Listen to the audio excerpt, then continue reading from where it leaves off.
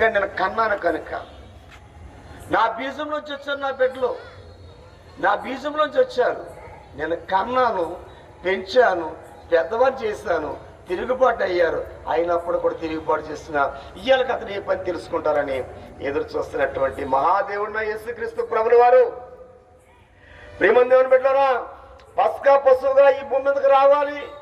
ఆయన కూడా పస్కా పశువుగా వధించబడాలి. ఎందుకోసం అంటే నీ కోసము, నా కోసము, నీ పిల్లల కోసం, నా పిల్లల కోసం, మన అందరినీ పరిశుద్ధులుగా నీతిమంతులు చేయడానికి ఆయన ఈ భూమి మీదకి రావాలి. చూద్దామా, పస్కా పశువుగా వచ్చాడు లేదు చూద్దామా. చూడండి 1:5 మొదటి కొరింథీ పత్రిక 5:7 ఏముందో చూడండి.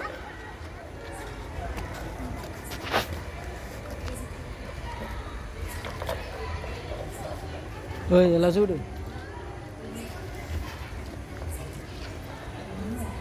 చూడండి ప్రియులారా, మొదటి కొరింథీ పత్రిక 1:5-7 మొదటి కొరింథీ 5:7 ఏముందంటే,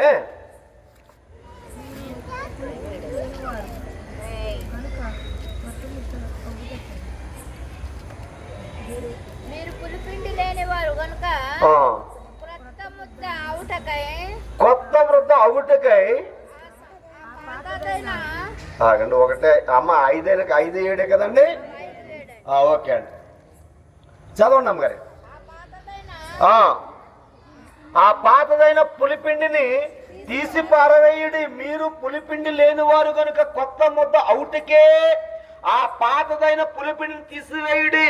ఇంతేకాక క్రీస్తు అను మన పస్కా పశువు వధింపబడిన కనుక పాతదైన పులిపిండితోనైనను దుర్మార్గతయు దుష్టాత్మ పులిపిండితోనైనను కాకుండా నిష్కపటమును సత్యమును పులియని రొట్టె, పులుసు రొట్టెతో కాదు, పులియని రొట్టెతో పండుగ ఆచరింతుము.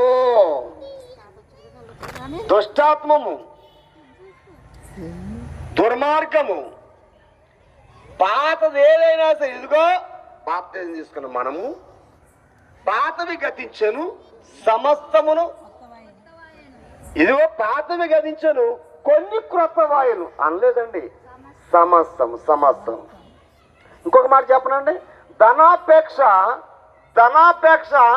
సమస్త, కొన్ని కీడులు కాదు, కొన్నిటికి కాదు కీడు, సమస్త కీడులకు మూలు. డబ్బు అన్యాయంగా సంపాదించాలంటే ఏదో ఒక దినాన్న నా కర్మలను కొని తెచ్చుకున్నట్టే. ధనాన్ని ఎప్పుడైతే ప్రేమించానో ఏదో ఒక రోజున ఆ ధనం మీద ఆపేక్ష నన్ను ఏం చేస్తుంటే పిచ్చోడిని ఎర్రోని చేస్తుంది. అందుకనే ధనం జోలికి వెళ్ళకండి. మీకు ఏది కావాలంటే అది వస్తుంది, మీకు ఎంత కావాలంటే అది ఇస్తాడు ఆయన. మీ ధనాన్ని పరలోకములో దాచుకోండి అంటున్నాడు. పరలోకంలో దాచుకోవాలంటే ఎలా దాచుకోవాలి? ప్రియమైన దేవుని బిడ్డలారా,